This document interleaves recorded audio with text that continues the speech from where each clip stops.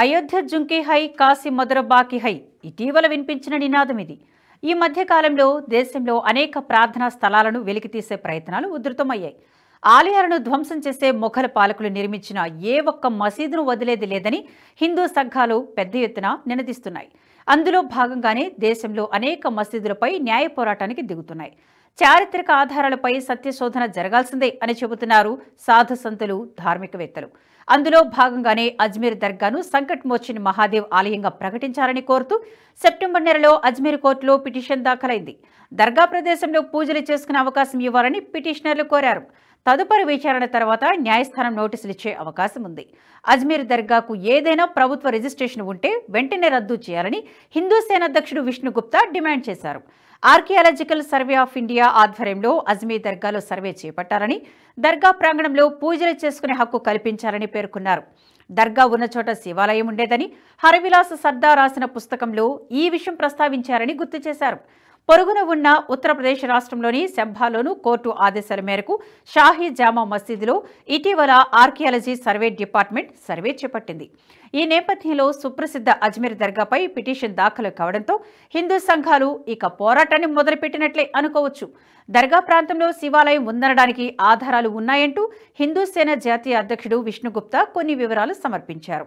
హర్బిలాస్ సర్దార్ రాసిన పుస్తకంతో పాటు మొత్తం 3 ఆధారాలను ఆయన కోర్టుకు సమర్పించారు.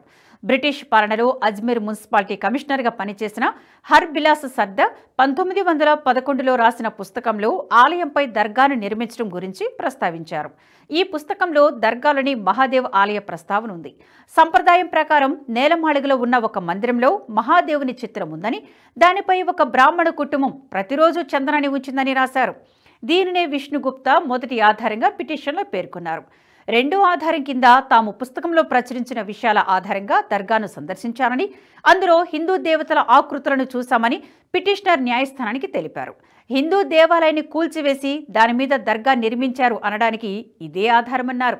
దర్గా గోడలు, తలుపులపై చెక్కిన ఆకృతులు హిందూ దేవాలయాలను గుర్తుకు తెస్తాయన్నారు. ఇక మూడో ఆధారంగా అజ్మీర్లో స్థానికంగా నివసించే వారి పూర్వీకులు అక్కడ ఒక శివలింగం ఉండేదని చెబుతారని పిటిషన్లో పేర్కొన్నారు. హిందూ దేవాలయం ఉండేదని చెప్పడానికి ఇది తన వద్దనున్న మూడో ఆధారమని విష్ణుగుప్తా వివరించారు. బ్రిటిష్ చరిత్రకారుడు పిఎం క్యూరీ 1989లో రాసిన పుస్తకం the shrine and cult of Moin al Uddin Chishti of Ajmer పుస్తకంలో అజ్మీర్ దర్గా చరిత్రను పరిశోధించారు. అందులో ఖాజా మొయినుద్దీన్ చిస్తీ బతికి ఉన్న సమయంలో అక్కడ ఉన్న శివాలయం గురించి తన పుస్తకంలో ప్రస్తావించాడు. ప్రస్తుతం ఉన్న దర్గా ప్లేసులో అప్పుడు శివలింగం ఉండేదని ఆ పుస్తకంలో ప్రస్తావించారు. ఖాజా మొయినుద్దీన్ 40 రోజుల పాటు అక్కడే గడిపారని, శివలింగాన్ని చూస్తూ ఉన్నారని తెలిపారు. శివలింగంపై పడుతున్న నీటి బిందువులను చూస్తూ ఉన్నాడని పుస్తకంలో ప్రస్తావించారు. దీనికి తోడు హర్బిలాస్ సర్దార్ పుస్తకంలో అజ్మీర్ దర్గాలో ఉన్న హిందూ దేవీ దేవతల చిహ్నాలను కూడా ప్రస్తావించారు. అక్కడ దర్వాజాలపై గొడుగులకు సంబంధించిన చిత్రాలు ఉన్నాయని, కొన్ని హిందూ దేవతలకు సంబంధించిన చిహ్నాలు ఉన్నాయని పుస్తకంలో తెలిపారు. సూఫీ మత బోధకుడు ఖాజా మొయినుద్దీన్ చిస్తీ గురించి ఎంఏ ఖాన్ అనే రచయిత రచించిన ఇస్లామిక్ జిహాద్ పుస్తకంలో సంచలన విషయాలను చెప్పుకొచ్చారు. ఖాజా మొయినుద్దీన్ చిస్తీ రాజస్థాన్లో అనేక మందిని మతమార్పిడి చేశారని పేర్కొన్నారు. సూఫీ సాధువులు ప్రేమను పంచడానికి రాలేదని, కశ్మీర్తో పాటు రాజస్థాన్లో చాలా ప్రాంతాల్లో సూఫీ మత బోధకులు మతమార్పిడి చేశారని ఎంఏ ఖాన్ తన పుస్తకంలో పేర్కొన్నారు. దీంతో పాటు చిస్తీ అనుచరులు ప్రతిరోజు ఒక ఆవును వధించేవారని, అది కూడా హిందూ దేవాలయాల ముందే గోవధ చేసేవారని పుస్తకంలో తెలిపారు. ఇక హిందూ రాజు పృథ్వీరాజ్ చౌహాన్ను ఓడించిన విషయాన్ని కూడా ఖాజా మొయినుద్దీన్ చిస్తీ గర్వంగా చెప్పుకునేవారని ఎంఏ ఖాన్ తెలిపారు. అజ్మీర్ దర్గాకు దేశ విదేశాల నుంచి భక్తులు వస్తుంటారు. ముస్లింలతో పాటు ఈ దర్గాను హిందువులు కూడా ఆరాధిస్తూ ఉంటారు. ఈ దర్గా వివాదాలకు కేంద్ర బిందువుగా నిలుస్తోంది. ఈ దర్గా చుట్టూ లైంగిక ఆరోపణల వివాదాలు కూడా ఉన్నాయి. 1992లో రాజస్థాన్లో వెలుగులోకి వచ్చిన ఈ లైంగిక ఆరోపణల కేసు అప్పట్లో దేశాన్ని కుదిపేసింది.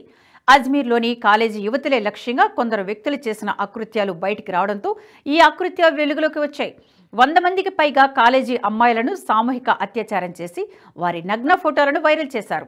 ఈ క్రమంలోనే వారిని బెదిరించి మరికొంతమంది అమ్మాయిలను తీసుకువచ్చేలా నిందితులు బ్లాక్మెయిల్ చేశారు. ఈ మొత్తం వ్యవహారంలో అప్పటి యూత్ కాంగ్రెస్ జిల్లా అధ్యక్షుడు నఫీస్ చిస్తీ ప్రధాన దోషిగా కోర్టు తేల్చింది. ఈ స్కాండల్లో మొత్తం 18 మంది నిందితులు ఉండగా అందులో 9 మందికి ఇప్పటికే శిక్షలు ఖరారు కాగా ఓ నిందితుడు ఆత్మహత్య చేసుకున్నాడు. మరో వ్యక్తి పరారీలో ఉండగా ఇంకొక వ్యక్తిపై ప్రత్యేక విచారణ కొనసాగుతుంది. ఇక మిగిలిన 6 వ్యక్తులకు జీవిత ఖైదు విధిస్తూ ప్రత్యేక కోర్టు సంచలన తీర్పును వెలువరించింది. ఈ కేసులో రాజస్థాన్ అజ్మీర్లోని ప్రత్యేక కోర్టు 32 ఏళ్ల తర్వాత తీర్పును వెలువరించింది. ఈ స్కాండల్లో పాల్గొన్న వారంతా అజ్మీర్ దర్గాకు చెందిన మత పెద్దలు కావడంతోనే ఈ కేసులో వెంటనే శిక్ష పడలేదనే ఆరోపణలు ఉన్నాయి. దీంతో పాటు నుపూర్ శర్మ విషయంలోనూ అజ్మీర్ దర్గా మత బోధకులు స్పందించారు. ఆమెను చంపివేయాలని సంచలన వ్యాఖ్యలు చేశారు. ఈ విధంగా వివాదాలకు కేంద్ర బిందువైన అజ్మీర్ దర్గాపై ప్రస్తుతం శివాలయమని పిటిషన్ దాఖలు కావడంతో అందరి దృష్టి ఇప్పుడు ఆ దర్గా వైపు మళ్లింది. మరి ఈ కేసులో తీర్పు ఏమని వస్తుందో తెలియాలంటే వేచి చూడాల్సిందే. ఈ వీడియో మీకు నచ్చినట్టయితే లైక్ చేయండి, 10 మందికి షేర్ చేయండి. అలాగే కామెంట్ల రూపంలో మీ అభిప్రాయాలను మాతో పంచుకోండి. Nationalist hub group of channels ను సబ్స్క్రైబ్ చేసుకుని తెలుగునాట జాతీయవాద జర్నలిజాన్ని ప్రోత్సహించండి. ఈ వీడియో కింద ఉన్న బెల్ ఐకాన్ పై క్లిక్ చేయడం మర్చిపోవద్దు.